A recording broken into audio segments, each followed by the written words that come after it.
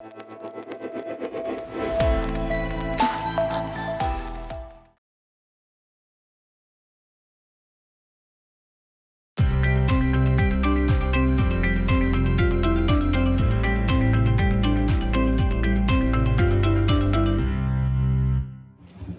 you very much, everyone.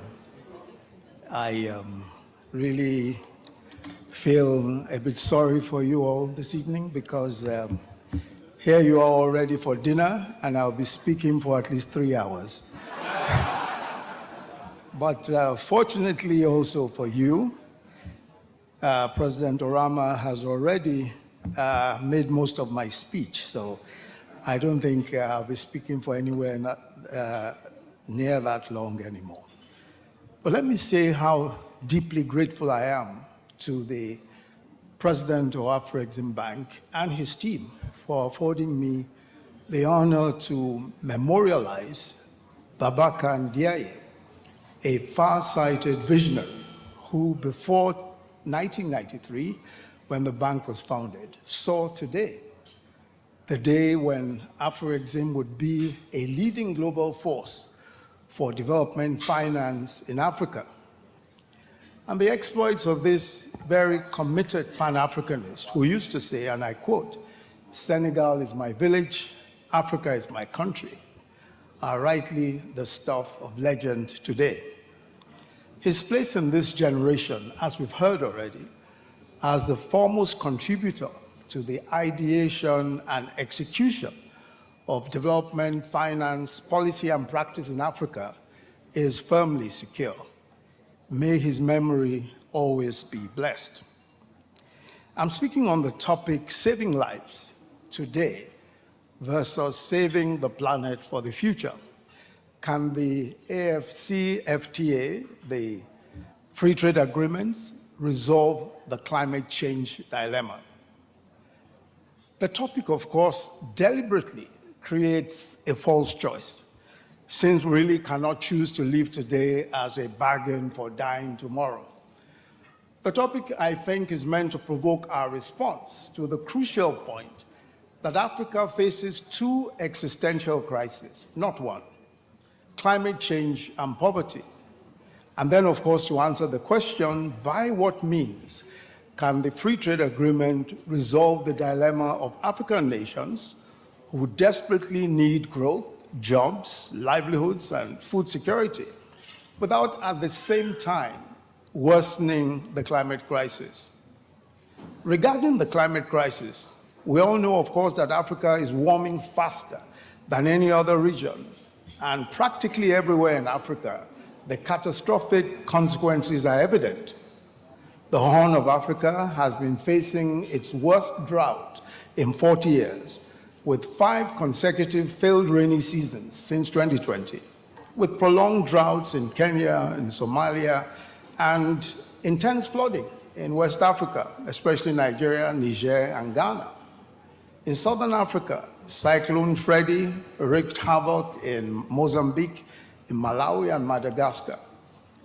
Yet Africa, as we know, is the least emitter of dangerous gases, barely 4% of global emissions. The cause of these catastrophes are the result of historical and cumulative emotions from mainly global north countries. Ironically, Africa experiences greater devastation and is far less capable of mitigating the damage and losses caused by these extreme weather events. But Africa's other existential crisis is poverty. Over a third of Africa's population lives in extreme poverty, with population growing faster than GDP. Unemployment, food security, of course, are huge challenges. The major economic sectors, such as agriculture, mining, and energy, are resource intensive, and that contributes to environmental degradation, of course, at great cost.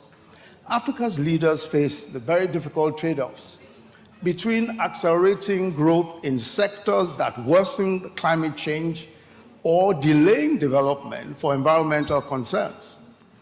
A significant contributor to the poverty situation is energy poverty, which essentially means lack of access to energy electricity for cooking, heating, cooling, and this, of course, inhibits any real growth or job opportunities. All the evidence that we see demonstrates that the availability of energy directly correlates with income, wealth, and development, both at the individual and societal level. And the energy poverty issue in Africa is massive. As we've heard, over 600 million Africans have no access to electricity, and another 150 million have irregular access. But let us throw in the mix yet another problem. Most African countries depend on fossil fuels for their energy needs. And for fossil fuel-rich African countries, this is also a major source of export earnings and fiscal revenues. But ostensibly in keeping with their net zero obligations, there has been a growing trend among development finance institutions to withdraw from fossil fuel investment. These actions include the World Bank's decision to cease funding for upstream oil and gas development in Africa, and the restrictions on financing downstream gas development by the European Union, the United Kingdom, and Northern Ireland, and the United States. Now, clearly, the implications of these actions are dire, where there are no immediate alternative sources of power, and the cost of transition to cleaner fuels may be prohibitive. Some studies show that divesting from fossil fuels could reduce GDP by as much as $30 billion for Nigeria, $22 billion for Algeria, and $19.3 billion for Angola. Also, for gas-rich and energy-poor countries in Africa, the argument for gas, at least as a transition fuel, is simple enough. In the face of energy poverty, with millions lacking access to power, and 1 in 4 deaths of women in rural areas caused by pollution from the use of firewood, what sense does it make to leave this versatile, relatively low carbon fuel in the ground, where it offers today a cheap and available source of electricity for domestic and industrial use, and LPG for clean cooking? Besides, even if Africa, aside from South Africa that is, triples its electricity consumption solely using natural gas, this would barely add 0.6% to global emissions. That there must be a transition from fossil fuels to renewable energy has become a fact of life. But that transition must be just and equitable for all parties, especially for Africa, who is being asked to make more sacrifices than her very low contribution to the problem demands. Now, this is even more compelling because the Global North's position has been consistently shown to be, to put it mildly, a case of double standards. Because while aggressively pursuing fossil fuel-rich African countries to transition to renewable energy, they maintain gas projects as an important part of their multi-decade decarbonization plans. And of course, many continue to develop new gas projects. AfriExim's collaboration with the African Petroleum Producers Organization to produce an African Energy Transition Bank dedicated to supporting the oil and gas industry through the transition process, I think will be very helpful in making this transition as painless as possible. But for Africa, the crucial question in the energy transition conversation is how Africa is to develop, provide well-paying jobs and decent lives for its growing population within internationally agreed carbon constraints. Historically, economic growth goes hand in hand with emissions growth. And this is the pathway that global North countries have gone. And that's why we are at this point of an imminent apocalypse, if we are to believe the scientists. If Africa were to grow along the same carbon-intensive trajectory to middle to high income status as the North has done, we would be adding 9.5 gigatons of CO2e emissions annually. And by 2050, we will be responsible for 75% of global emissions. But more importantly, the global net zero targets of the world, that is, would be impossible to attain. So to achieve its net zero ambitions, the world needs Africa to take a carbon negative path to development. Or put simply, the world needs Africa to develop without increasing carbon emissions. So Africa can therefore be either the solution to the climate crisis or the nemesis of the world. How and why? How will Africa be the solution to the climate crisis? It is by pursuing a pathway of climate positive growth, or simply a green pathway to economic growth. Why? Because we have climate competitiveness. As the world increasingly pays for climate solutions through consumer preferences, a price on carbon, or simply rules that force a shift to lower emission solutions, the places in the world that can provide green solutions at the most cost competitive prices have a massive economic opportunity. And thanks to Africa's abundance of high-quality, untapped renewable energy potential, our young and entrepreneurial workforce, and our relevant natural assets and resources, we have all of the key ingredients to be a major climate action powerhouse. Indeed, our low industrial base, our low carbon footprint, can actually be an advantage, enabling us to develop greenfield clean energy manufacturing, saving us the cost of abandoned legacy carbon-intensive manufacturing projects. And then by pursuing an industrialization pathway using renewable energy, of which we have 60% of the world's potential, we can develop the first green industrial civilization. We can indeed green global manufacturing and supply chains. We can protect our carbon sinks and remove carbon from the air at the same time. We can achieve economic growth without growing emissions or even keeping emissions constant. This way, we can realize inclusive economic growth, job creation, and livelihood improvement by being part of the climate solution. At the Africa Climate Summit in September of 2023, the AU endorsed this notion of climate positive growth as the economic and development paradigm for Africa. But the question, of course, for this lecture is how can the African Continental Free Trade Area agreements support the climate positive growth paradigm in order to deliver on the promise of jobs and producing green industrialization across Africa? The free trade agreements creates the world's largest free trade area by number of participating countries. It creates a single market of 1.3 billion people and a combined GDP of 3.7 trillion US dollars. The agreement will remove tariffs for 97% of all tariff lines and not less than 90% of all trade, and develop African economies by intra-African trade in value-added manufactured goods and commodities, and allow free trade for services across the continent. Now, there are two obvious advantages to a fully operational free trade agreement of this particular agreement. The first is that 42% of African countries, aside from North Africa, now have legislation prohibiting the export of raw ores or minerals. So such must be processed before export. So this gives African countries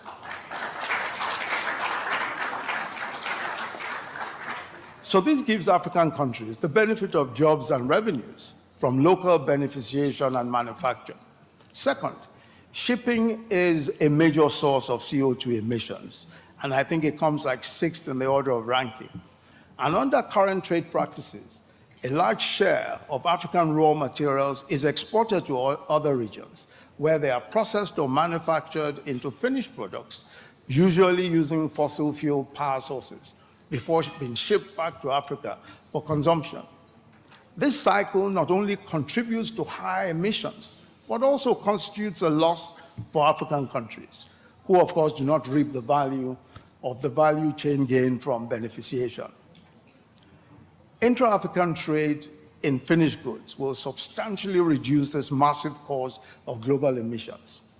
The reduction of emissions by virtue of intra-African trade has been the subject of quite a few empirical studies, and I'll just refer to one of them.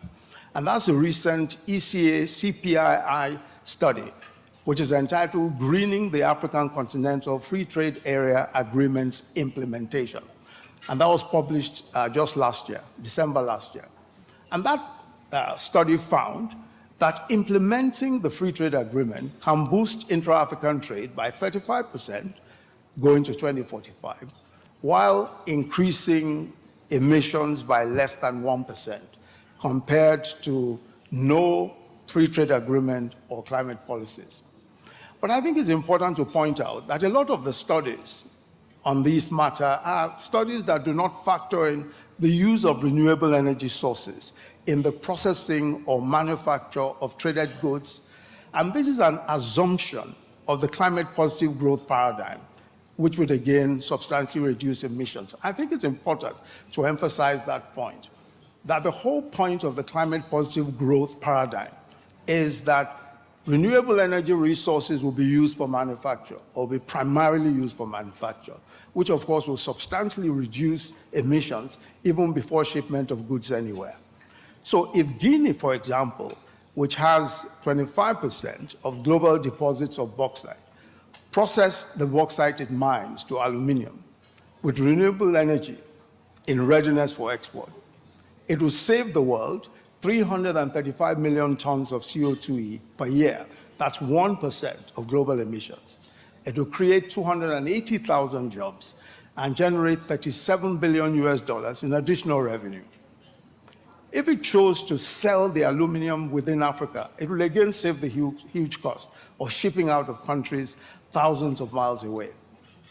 A Bloomberg study for the AfDB, which was done in 2021, on the manufacture of battery precursors, found that manufacturing battery precursors in the DRC, which of course has plenty of lithium and cobalt, is 3 times cheaper than manufacturing in the US, in the EU, or even China. And manufacturing in DRC would also extend value chain opportunities to other African countries. They would need manganese from Zambia, Tanzania, Gabon, and South Africa to contribute to its capacity to produce these battery precursors. So manufacturing using renewable energy would significantly reduce the cost of manufacturing. And Africa's renewable energy is not only just abundant, especially solar energy, but it also has very low seasonality or intermittency, which makes it possible to reliably provide renewable baseload to power continuous industrial production. So the economic case for renewable technologies for manufacturing is getting stronger by the day. Last year's IEA publication showed that already the total cost per kilowatt hour of grid-scale solar, including storage, is now lower than that of gas peaking technology, even without valuing fossil fuel price volatility and without putting any price on emissions whatsoever. And that's a very important point, especially as we think about transition from gas. It's becoming more obvious that renewable energy is coming cheaper and cheaper and cheaper. Also, the production and export of low-carbon fuels, such as hydrogen and ammonia, that's another great opportunity for African countries. And in the past 5 years, we have seen green energy projects in Africa reaching final investment decisions all across Africa.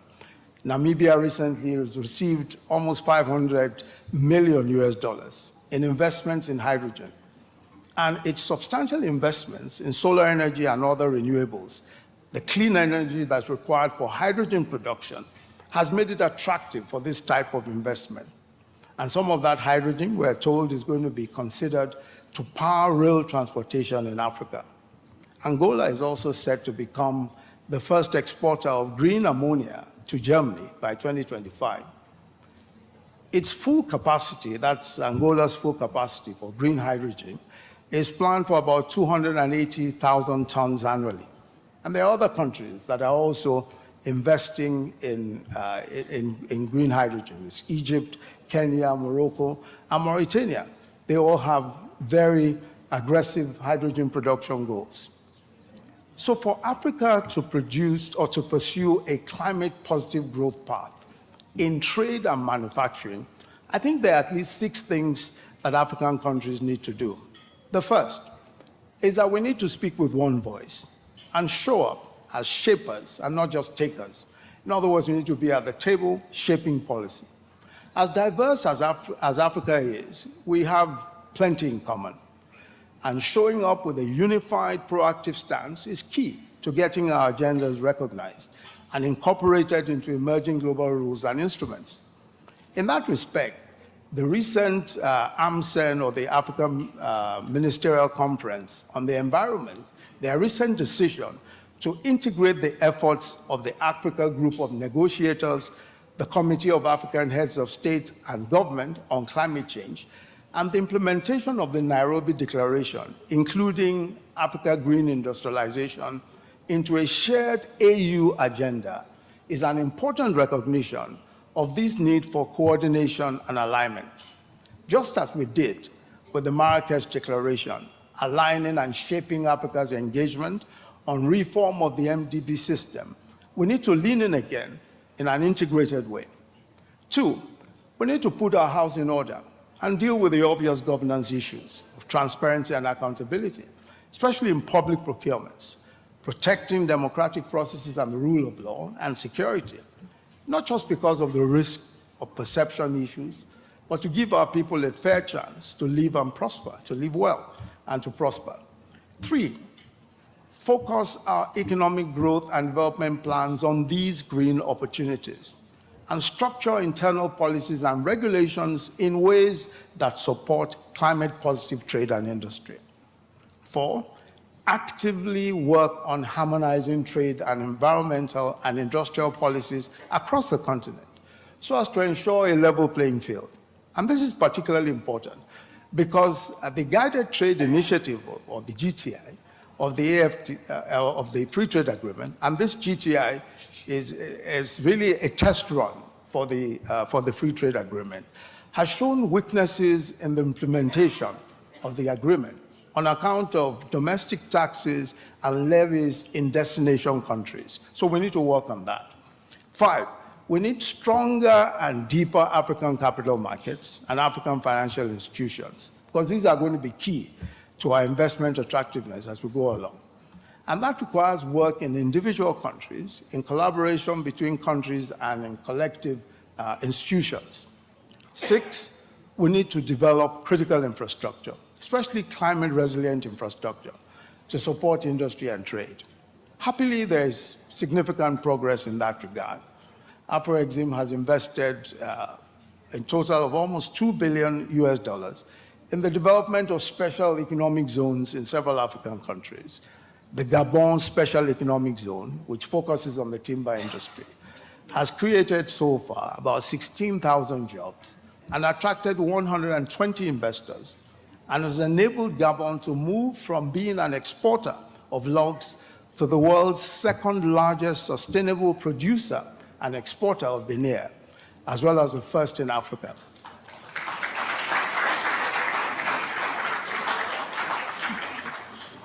The Glo Jigbe Industrial Zone in the Benin Republic is dedicated to the local transformation of agricultural products, including cotton, cashews, pineapples, shea nuts, and soybeans. There's also the Adetikope Industrial Platform in Togo, which concentrates on the local transformation of agricultural products. And other zones are being developed in the Republic of Congo, in Ivory Coast, in Nigeria also, in Chad, in the DRC, in Rwanda, and also in Sierra Leone. Also, the bank has led on the financing of several cross-border infrastructure, including the Tanzania Isaka-Mwanza standard gauge railway for the transportation of goods and passengers to neighboring countries. Also, the Kano-Maradi standard gauge rail, and that's an important link between Niger, the Niger Republic's major commercial hub, and the commercial city of Kano in northern Nigeria. Then there's the Abidjan-Lagos corridor, the highway project, which spans over 1,000 kilometers and connects the capitals and economic centers of 5 ECOWAS member states, Cote d'Ivoire, Ghana, Togo, Benin, and Nigeria. But what sort of global collaboration do we need to make if climate positive growth is to become a reality in trade and industry? The first is the right type and amount of investments and capital. Today, real and perceived risk factors mean that our cost of capital is much higher than elsewhere, and it is undoing much, if not all, of our innate climate competitiveness. The Climate Action Platform for Africa, CAP-A, whose board I chair, analyzed the missed opportunity due to cost of capital.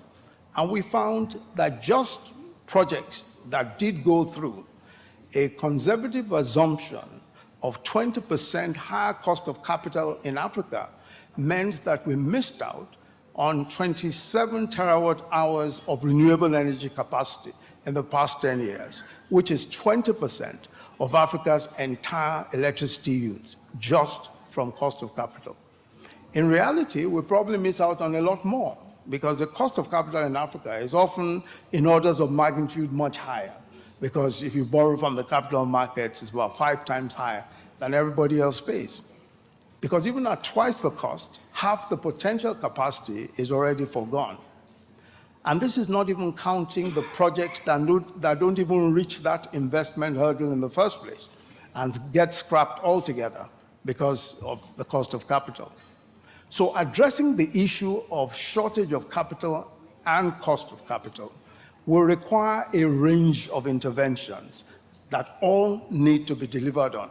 I just dwell on a very few of them.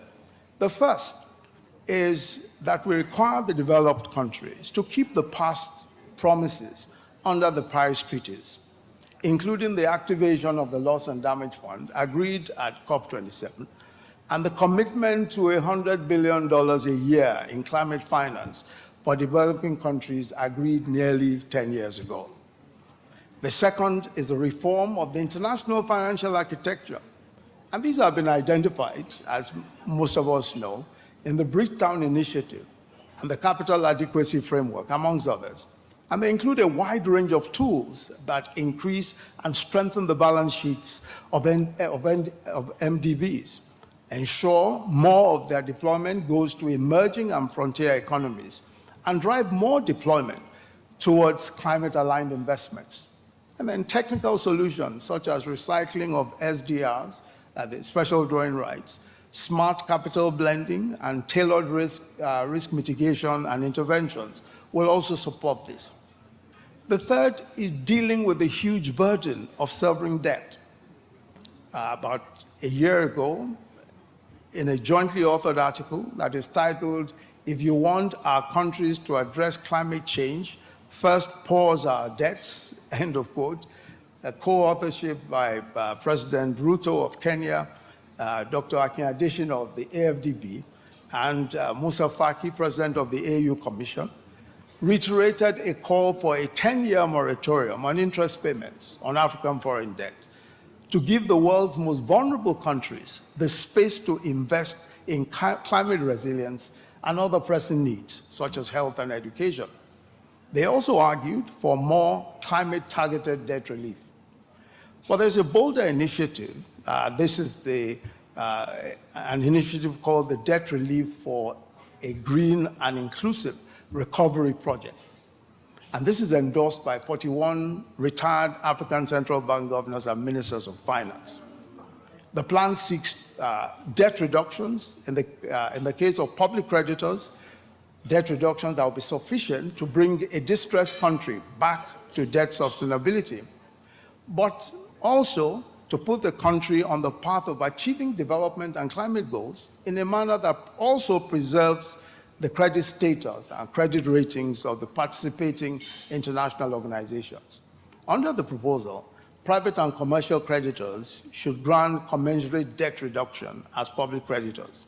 And these private creditors will be compelled to enter negotiations through Brady bonds backed by a guarantee fund and a payment standstill for 5 years for all creditor classes. The fourth is identifying new and additional sources of finance. investment capital and liquidity through perhaps new levies, carbon prices and taxation. And that's a whole, broad field by itself. And of course, as you know, a lot of conversations are going on about that.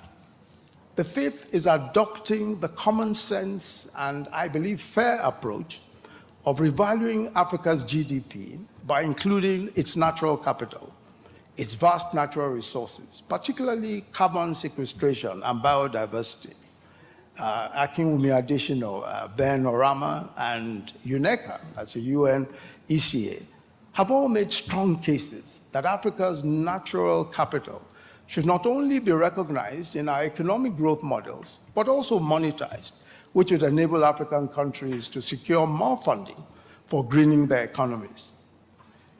I believe the Continental Free Trade Agreement, and I think that this is also an important point to make as I close. It's not about Africa saying that it will trade within itself alone and ignore the world. Certainly not. I think what the agreement does is that it empowers African countries, first, to add value to raw materials in a sustainable manner and specialize in areas of national comparative advantage, and also to work together to trade more beneficially with the rest of the world. I think that is really the point, that one would like to make about the potential of the AfCFTA, not just for African countries, but also for the rest of the world. But let me conclude by saying that yes, we can save lives today and preserve the planet for tomorrow. Indeed, Africa saving lives by a climate-positive growth path is the key to preserving the planet for tomorrow. But we need global patriots and statesmen and women, both in the North and the South, to make the sacrifices that will secure not just Africa, but our planet for future generations. Thank you very much for listening.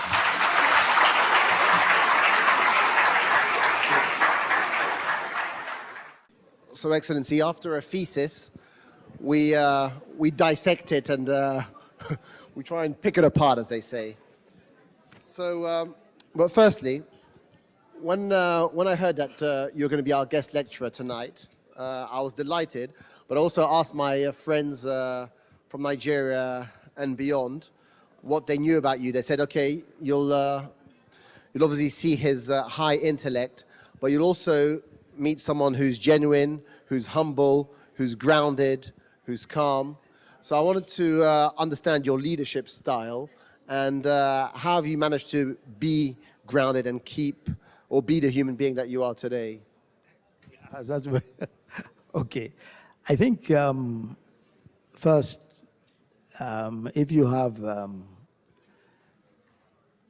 I think if one is just honest with oneself, I mean, you can't but be grounded, because the truth is that what you don't know is so much more than what you know, So one just has to approach things from that perspective. I think it helps that I'm a teacher, and I think teachers are probably the humblest human beings anywhere, because you are forever being tackled by people who haven't read anything, who don't know anything, and who just raise their hands from the back of the class and say you're wrong. So I'm sort of accustomed to that from teaching for very many years. So I think that helps. And of course, faith is also important for me in particular. I'm a Christian. I believe very strongly that my values as a Christian are crucial in just the way that my worldview, and also how I look at the wide variety of issues, yes. Fantastic. Well, I hope that all the people who are watching online and can learn from your leadership style. So after leaving office, you focused on a couple of initiatives, I believe. One is Timbuktu, which is a $1 billion fund to enhance our tech and innovative ecosystem on the continent. The other one, of course, is around climate change. You're a global advisor to GAP. You're supporting the just energy transition in Africa and other initiatives. So why did you choose those two, innovation and climate? Well, I think the choice is just based on the fact that that is the future. There's no way of looking at our world going forward without addressing the climate crisis. And of course, innovation is a future for Africa, and for just the millions of young people who every day, are looking for opportunities. So I think it's just paying attention to the future. That really is, yeah. Okay, Why. so now we come to your lecture. I've taken a few notes. One, you said we need to speak with one voice in terms of on the international stage and in shaping our own policy. How hard and how complicated was it in reality when you were in office for Africa to speak with one voice and to be united and to go, when we are invited to the table, to go with a clear strategy and clear demands? It's always been difficult. I think that first, when we speak of Africa almost as if it were a country, And I think it's good to speak of Africa in that way because it really does demonstrate the potential. But it's difficult to get people to work together. But I think that now a lot more, it's getting a lot easier as we see the commercial benefit, as we see the economic benefit of working together. And I think it's becoming more obvious that we're able to work together. For example, the Africa Climate Summit saw, a lot of African countries coming together, the AU endorsing the climate positive growth plan as the economic paradigm for Africa, Marrakesh Declaration and all the work that went into it.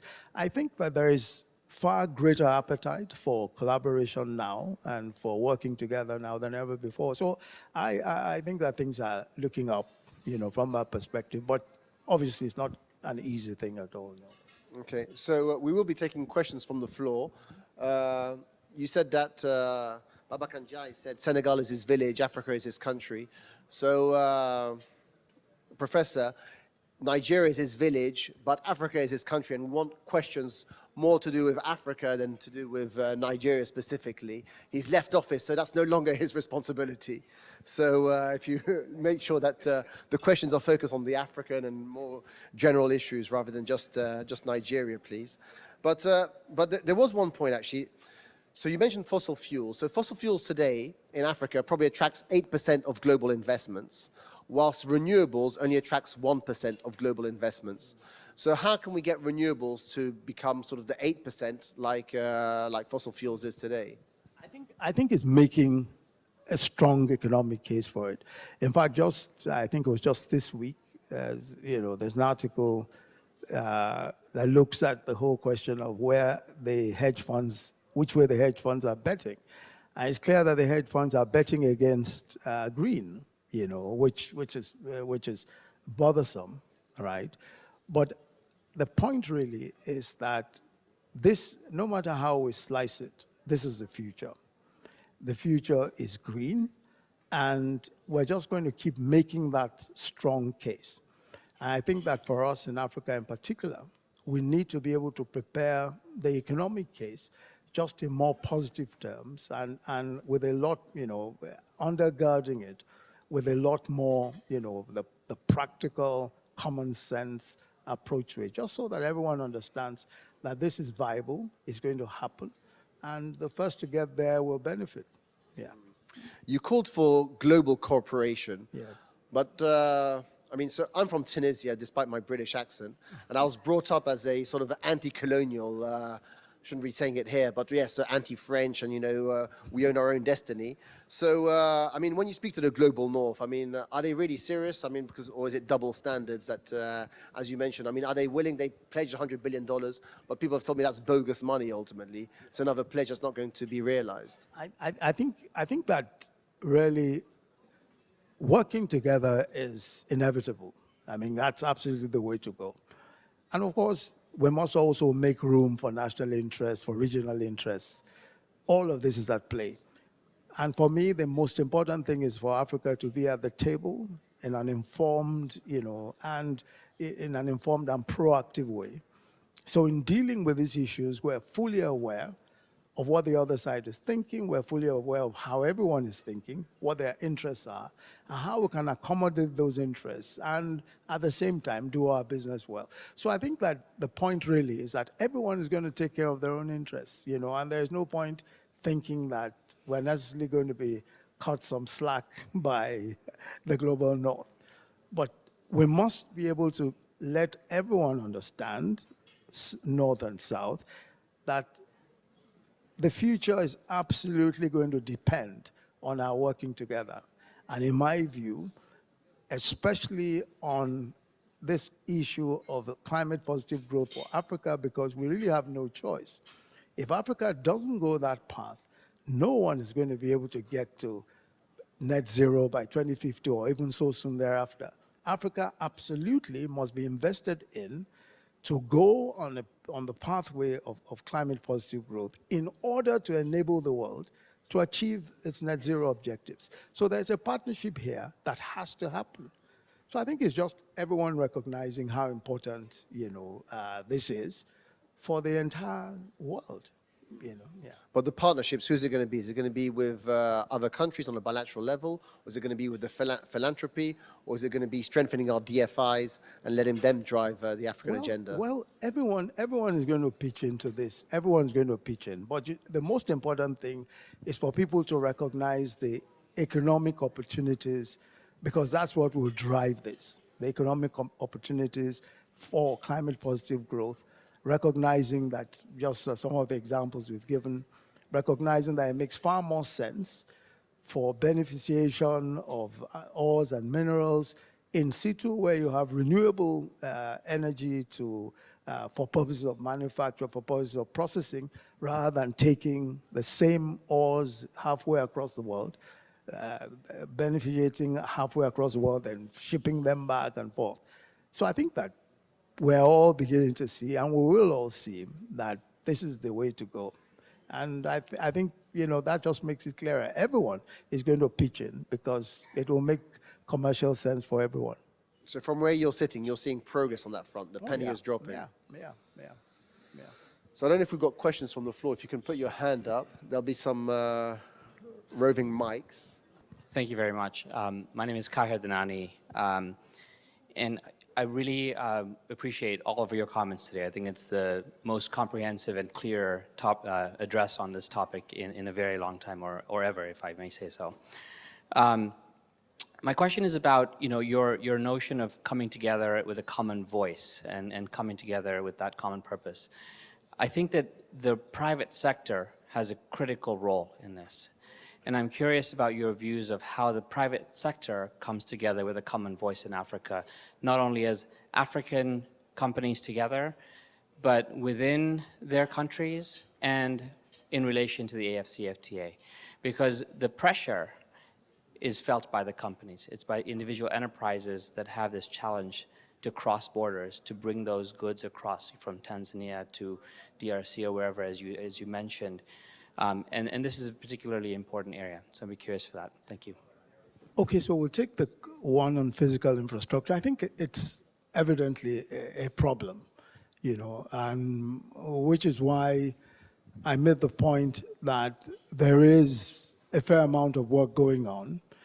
Some of the work that AfroExim has been doing around climate resilient infrastructure. And the AFDB also has done some work around climate resilient infrastructure. I think the point really is that there is a need for more resources to build up this sort of infrastructure. There's just a need for putting more resources into it. What we're seeing, of course, is that it's not just, the brick and mortar, if you like. There's technology as well.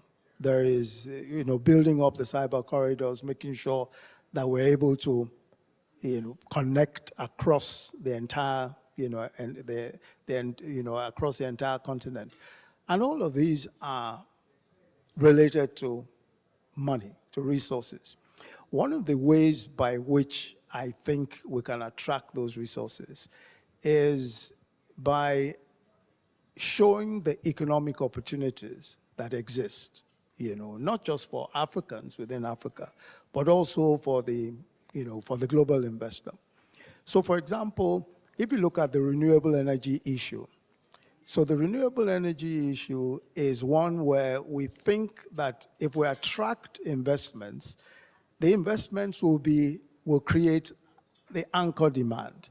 Because really, it doesn't make very much sense. If we talk about power all over Africa, it's difficult as an economic proposition to say that if you can power the whole of Africa just using, just the way that you power anywhere else. Someone has to pay for it. Now, a lot of that payment is going to be by cross subsidies of one kind or the other.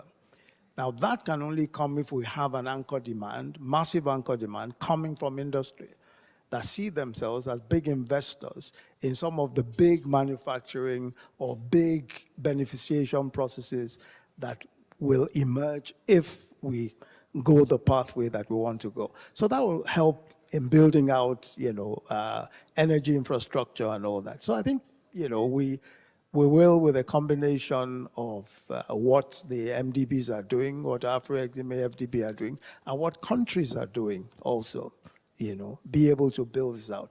And I think that once the economic sense of this, once the economic benefits are obvious, countries will invest more on building out infrastructure to connect each other. How to use technology to address the climate crisis. I think that, there are very many possibilities. But one of the things that I've found, for example, is that, so the climate crisis affects practically everything, right? It affects, for example, even in some of our countries, it affects educational opportunities. It affects healthcare. It affects everything, right? Because, of the devastation that's taking place and all that. So there's a need for us to focus on those things that would enable our people to prosper. And one of the critical things for me is investment in human resources, as opposed to just in, structures, etc. So investments in education, for example, is important even in resolving the climate crisis, because a lot of what we need, a lot of the technology, a lot of everything we're talking about will depend on human capacity. So we definitely need to invest in human resources. Now, take it, for example, we have in Nigeria, we have a substantial number of young people who should be in school, who are not in school. But we have an opportunity now with AI to very quickly educate young people. And we can actually leapfrog.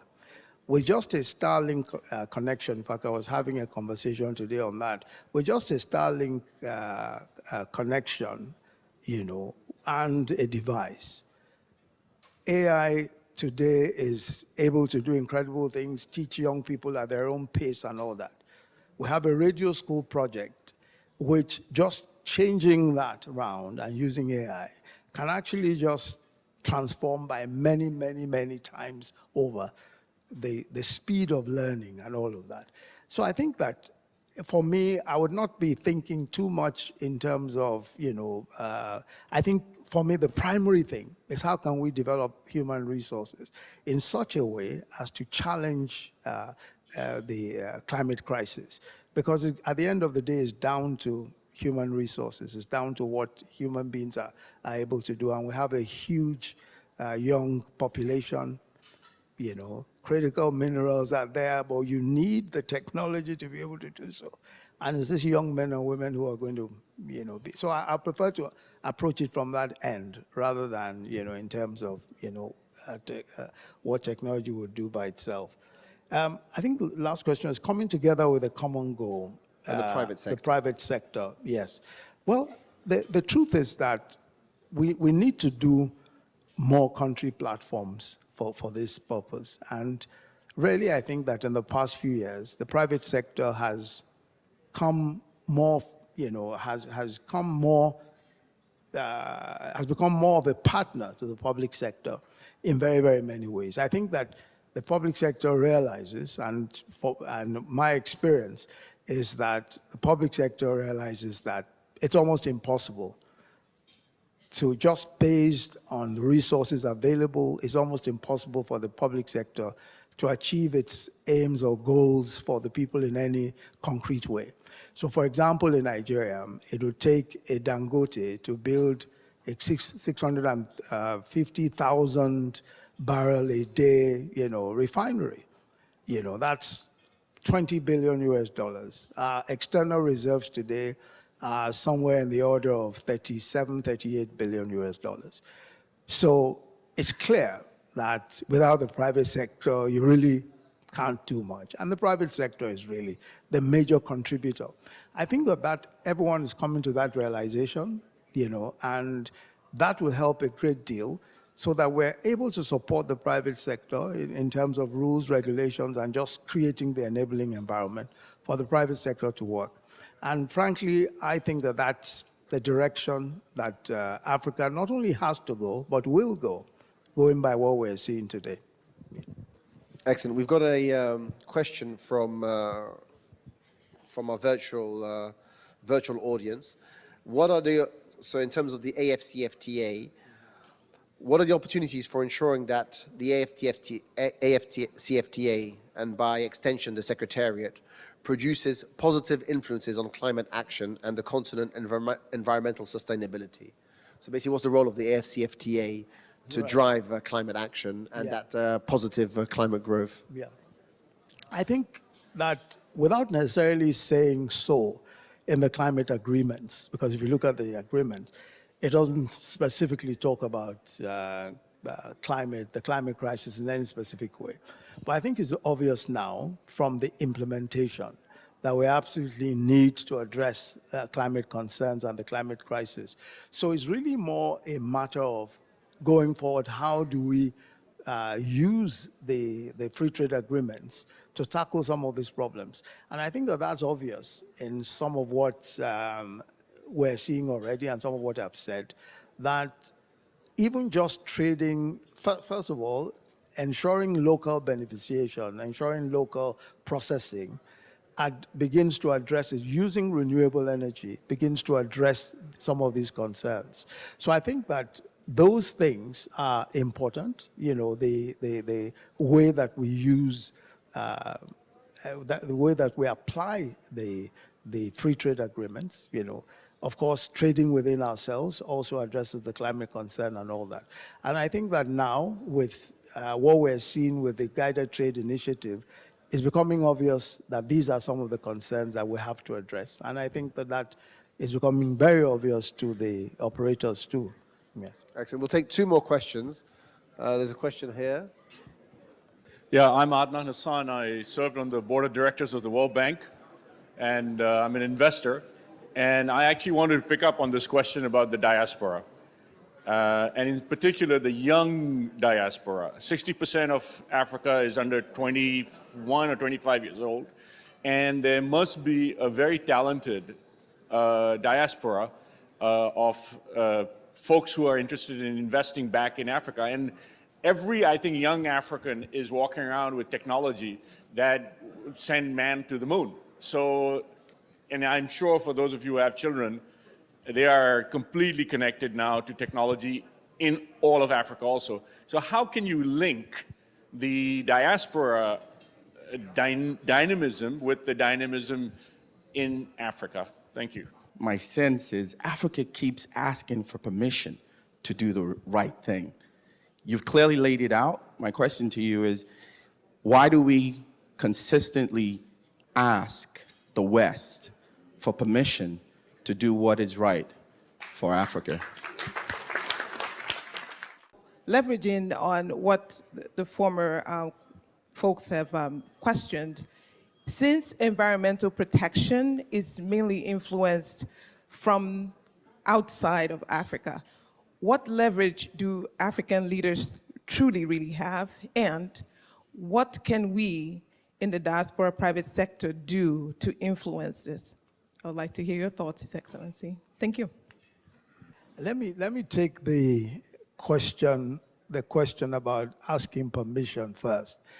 I think that first, I think we're in a different sort of mindset, because what we're saying now is that there is a pathway for the world to deal with the climate crisis.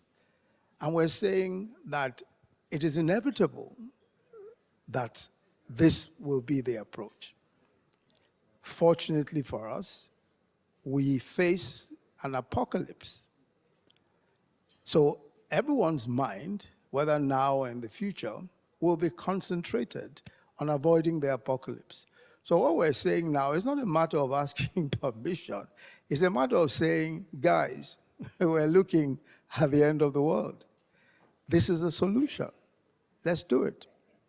I think that we're talking now about collaboration and partnership. That's important. You know, if we believe the scientists, that will save the world.